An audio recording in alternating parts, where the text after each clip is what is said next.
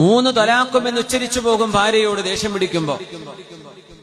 എന്നിട്ട് പിന്നെ ഉസ്താദുമാരെ തെരഞ്ഞെടുക്കുക, ഏതെങ്കിലും ഒരു ഉസ്താദ് ഇത് ഹലാലാക്കി തരുമോ, ഇത് 3 ആയിട്ടില്ല എന്ന് പറഞ്ഞിരുന്ന വല്ല മസലയുണ്ടോ?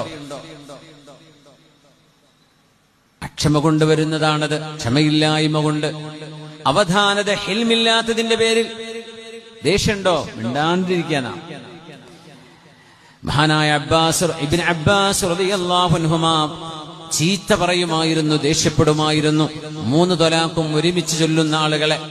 നിങ്ങൾ എന്താണ് അള്ളാഹുവിന്റെ നിയമം കൊണ്ട് കളിക്കുകയാണോ എന്ന് ചോദിക്കും.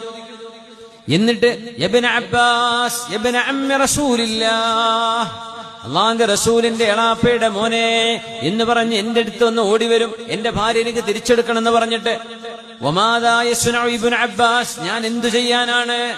നിങ്ങൾ ഓരോരുത്തരും യൽഅബു ബിഹമാഖതിഹി, ബുദ്ധിയില്ലാതെ പ്രവർത്തിച്ചിട്ട് 1 തലാഖ് ചൊല്ലേണ്ട അടുത്ത് 3 ചൊല്ലിക്കളയും. എന്നിട്ട് നിങ്ങൾ കരഞ്ഞു നടക്കുകയാണ്, എന്റെ ഭാര്യയെ ജീവിതത്തിലേക്ക് കൊണ്ടുവരാൻ എന്താണ് മാർഗമെന്ന് ആലോചിച്ചിട്ട് എന്തുകൊണ്ട് അവിവേകം ചെയ്തു എന്ന് മഹാൻ ചോദിക്കുകയാണ്. 3 ചൊല്ലിയ 3 ആവും, പക്ഷേ 1 ചൊല്ലാൻ പാടുള്ളൂ.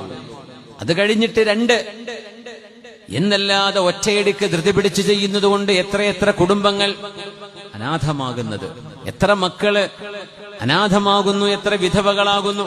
മനുഷ്യന്റെ ദേഷ്യപ്പെടൽ.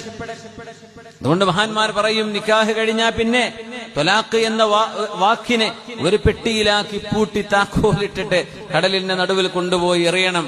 അത് പിന്നെ എടുത്തുകൊണ്ടുവരരുത്, നാവിൽ ഒരു കാരണവശാലും അത് വരരുത് എന്ന് പറയാറുണ്ട് മഹാന്മാർ.